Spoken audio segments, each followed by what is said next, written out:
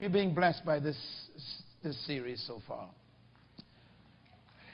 I've been blessed so much that I can't wait to face a difficulty, because I discovered that we need to reconnect to understand God's principle of faith.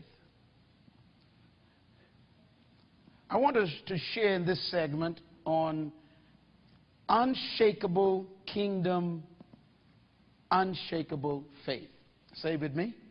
Unshakable kingdom, unshakable faith. Say it again. Unshakable kingdom, unshakable faith. I want to focus today on believing beyond the test. Believing beyond the test. Let's begin. I want to begin with a few statements. This has to do with what I call the process of living God's vision for your life. Every person in this room, you and I, we were all created to fulfill a purpose. We know that. Nothing on earth was created just for beauty or for fun. It was created to fulfill a purpose. Number two, your purpose is your vision assignment. That means every human being was born to fulfill an assignment, and that assignment is from your purpose. But here, the third statement is very important, and that is this: every vision will be tested for authenticity.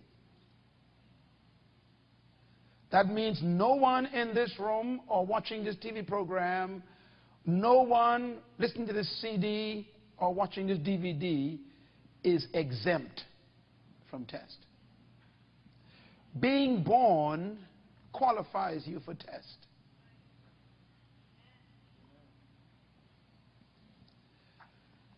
The safest way to stay away from major tests is to decide not to fulfill your vision.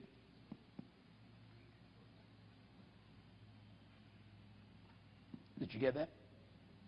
In other words, decide not to be yourself, and you won't have too much trouble in life.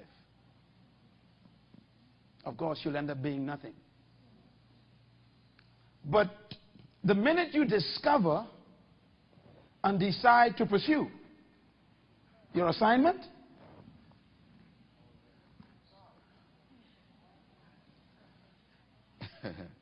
you just qualified for test. Please get used to that idea. Stop believing that testing is a sign that you are out of God's will. Testing is a sign, Anne, that you are in it. The devil don't stop no one who ain't going nowhere.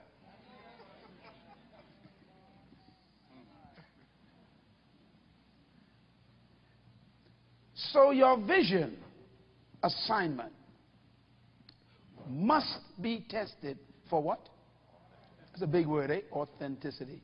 It means God has designed life in such a way that life will test to see if what you claim God told you to do is authentic. So if you don't want to be tested greatly, do little things or do nothing. By the way, if you aim at nothing, you never miss.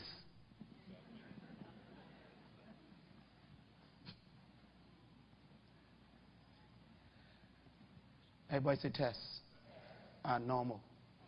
Say it again. Tests are normal. You know what tests does? They remind you you are living. You are alive. Only dead people are not tested. As long as you are breathing, you will be tested. And the exams never finish in life. Write this down. Point number 4. The test is not to destroy you, but to prove you. Tests are not sent to destroy. They are sent to prove. You will never know who you really are until you are tested.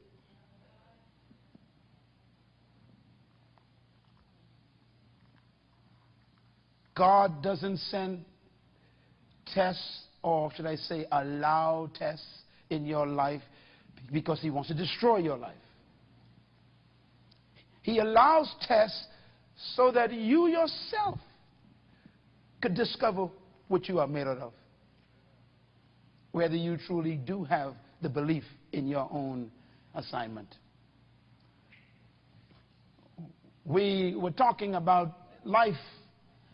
And one of the things I try to emphasize to you is you must allow God to be God.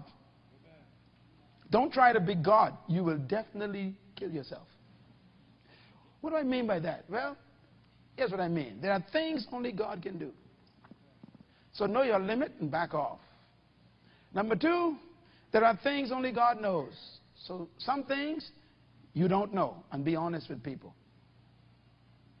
Number three, there are things only God understands. You don't comprehend everything that's happening in your life or that has happened in life. You must know when to back off and say, you know, God, I really don't understand this.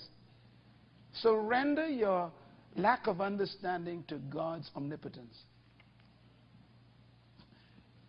Number three, there are things only God can explain.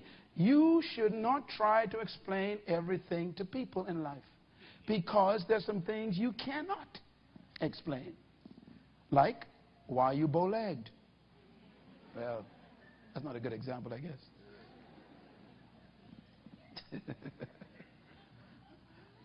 You know, don't try to be God. Relax. Keep your blood pressure down. Here's the key. You have to know your limit. And you'll have a good life.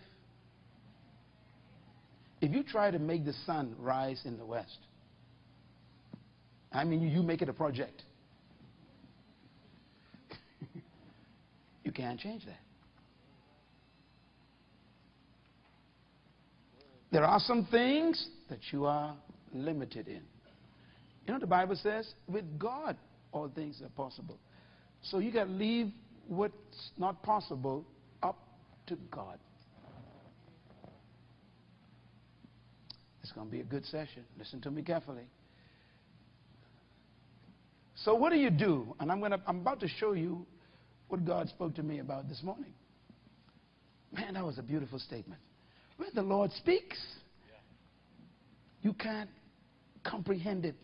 It's so beautiful. Write this down. The most important power you possess is your faith. See, when you don't know anything, all you get is faith left. When you don't understand something, son, you got to believe. Number two, faith is your belief and conviction that creates your confidence. If you lack confidence, that's because you lack faith. If you possess faith, it produces confidence every morning. You walk into the world with confidence. No matter how the environment looks, you walk into the world with this spirit of conviction that I'm still going to win. It gives you confidence. And number four, your faith is manifested by the tests it encounters. I repeat, your faith is manifested by what? I can't hear you. The test it encounters. In other words, if you have faith, only tests can prove it exists.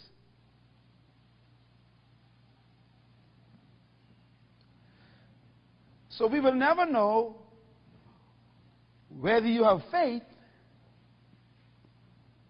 unless you face a test.